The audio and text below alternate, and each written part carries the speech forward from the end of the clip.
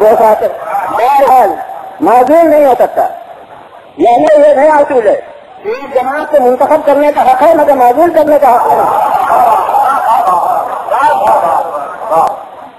تو یہاں نہیں آ گیا، اور اس کے بعد اب اور جب درجہ بچے گا تو امام جماعت کے لیے شروع میں بھی عادل ہونا ضروری نہیں، جو ذرا مسین ہو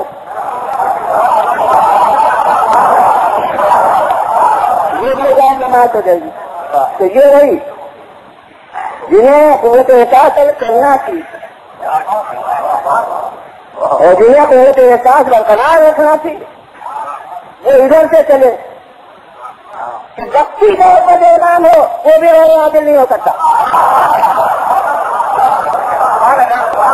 اتنی جماعت کیا تھوڑی دیر کا امام، اتنی طور سے تکبیر شروع ہوئی اس وقت سے امام ہو گیا، اور جب نماز ختم ہوئی امامت ختم، تو یہ تھوڑی دیر کی امامت مگر اس میں بھی عدالت کر،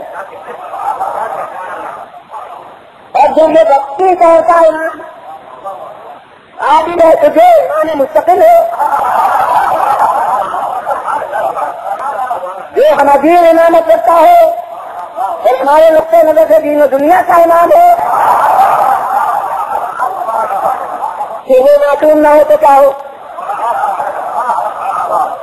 دیکھیے اوپر سے عمارت نیچے سے شروع ہوگی تو آخر تک نیچی ہوتی جائے گی، اور نیچے ہی کا دینا جب نیچے سے شروع ہوگا تو وہ بہتے چلا جائے گا۔ تو اب وہ جو ہے امام کل چاہے بنانے نبوت ہو چاہے بغیر بنانے نبوت ہو وہ بھی معصوم ہوگا، اور اب نائب معصوم ہے تو وہ جیسے دلجمال اس کا یہ نائب ہے وہ لازمی طور پر عادل رہے گی، اور وہ بھی عادل تو میں نے کہا محدود لفظ ہے، یعنی وہ بالکل خیر بالکل حکم بالکل صحیح عمل کی حامل نہیں ہوگی تو کیا ہوگا؟ تو یہ ادھر کا تصور ہوگا جہاں قوت لفظ کا سوا زندہ رکھنا ہو، جہاں آنکھیں بند نہ کرنا ہو، اقتدار کے بعد بھی آنکھیں کھلی رکھنا ہو، وہاں یہ نظام چلتا ہے۔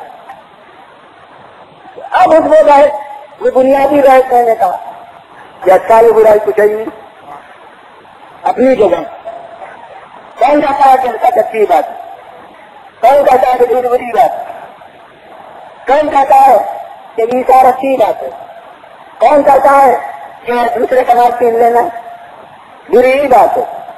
جی نہیں، کیونکہ شرع نے کہہ دیا کہ امانت داری کرو، لہذا امانت داری اچھی بات ہو گئی، کیونکہ شرع نے کہہ دیا کہ خیانت نہ کرو، لہذا خیانت بری بات ہو گئی، کیونکہ شرع نے کہا کہ سچ بولو، لہذا سچائی اچھی چیز ہو گئی، شرع نے کہا کہ جھوٹ نہ بولو، لہذا جھوٹ بری چیز ہو گئی۔ اب اگر یہ تصور ہو گیا تو خدا کے افعال میں یہ کرنا تو اچھائی کرتا ہے، اور اچھائی کا کوئی تصور اس کے کرنے سے قبل ہے ہی نہیں، وہ تو اس کے کرنے ہی سے اچھائی کی تشکیل ہے بھی، لہذا اب یہ کوئی معنی نہیں ہے دل کو اصول دین میں رکھنے کا۔ مگر آئیے قرآن سے پوچھیں، کوئی کہے کہ قرآن کا کیا سوال، میں کہتا ہوں کہ اگر کی بحث اگر مسلم و غیر مسلم میں ہوتی تو قرآن کا سوال نہیں تھا۔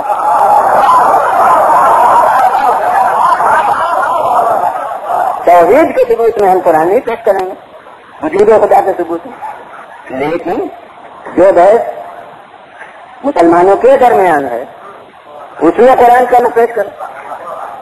تو اب دیکھیے کہ قرآن حدیث آزاد کیا کہہ رہا ہے، اب ان پر کتنا زور دے رہا ہے کہ دو طریقے ہیں، مثبت ایک منفی، جہاں اب ایک طریقہ کافی ہے ذات حقیقت کے لیے، مگر جہاں زور دینا ہوتا ہے یہاں مثبت پہلو کو بھی کہا جاتا ہے اور منفی پہلو کو بھی بار بار کہا جاتا ہے، جیسے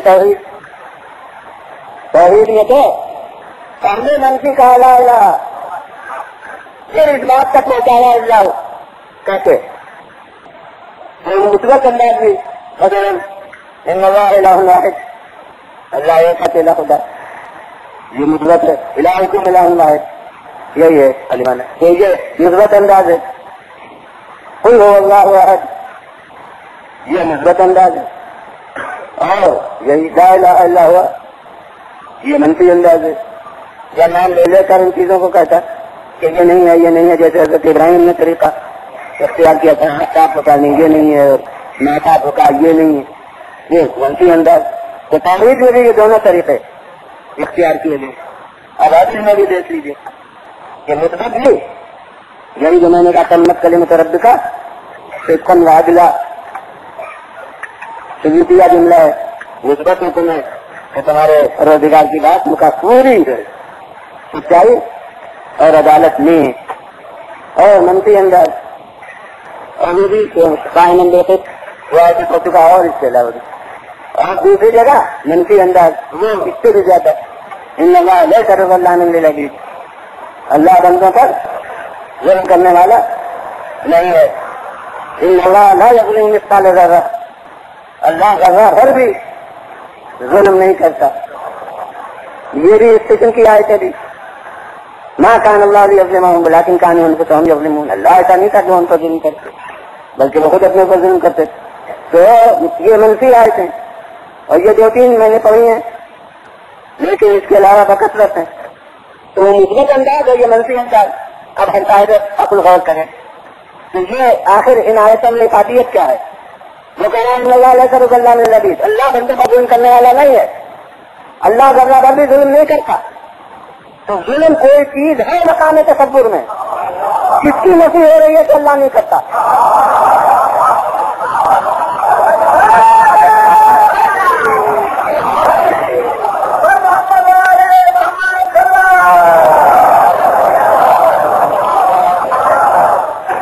اسی کی تو نفی ہو رہی ہے.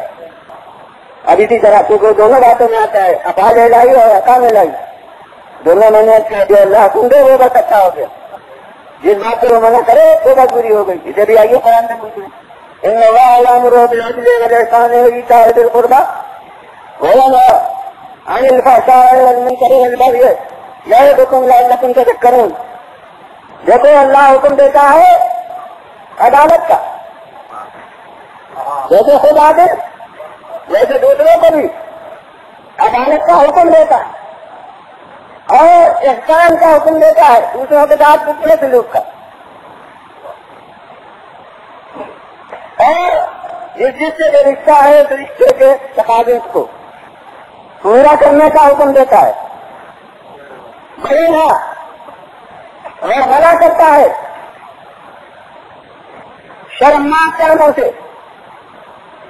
ایسا یہ کوئی کسی لفظ ہے، شرمناک کاموں سے اور برے کاموں سے. یہ بھائی جسے نہیں علی منکر کہا جاتا ہے، تو یہ نہ منع کرتا ہے فحشاء سے اور منکر سے اور بغی سے، یعنی حدود سے تجاوز کرنے سے منع کرتا ہے. علماء تفسیر نے کہا ہے کہ یہ ایک آیت جامع ہے تمام شریعت کی، تمام معمولات تمام منفیات ان چند لفظوں کے تحت میں قرآن مجید میں جمع کرنی ہے. مگر ہر صاحب فہم اور صاحب فہم کے علاوہ دوسری لفظ کے ہوں شکر شناخت وہ محسوس کرے کہ اللہ حکم دیتا ہے عدالت کا، تو عدالت کوئی سمجھی بوجھی چیز ہے جس کا وہ حکم دیتا ہے. احسان کا حکم دیتا ہے تو احسان اپنی جگہ کوئی عمل ہے جس کا وہ حکم دیتا ہے، اور ذی القربیٰ سے دینے کا اور منع کرتا ہے. کہا کہ شرمناک کاموں سے، تو کچھ ہے شرمناک کام قطع نظر اس حکم سے، وہ تو شرمناک کام جو ہے ان سے منع کرتا ہے. اور برے کاموں سے تو برائی اپنی جگہ کچھ ہے جب سے اس سے منع کرتا ہے.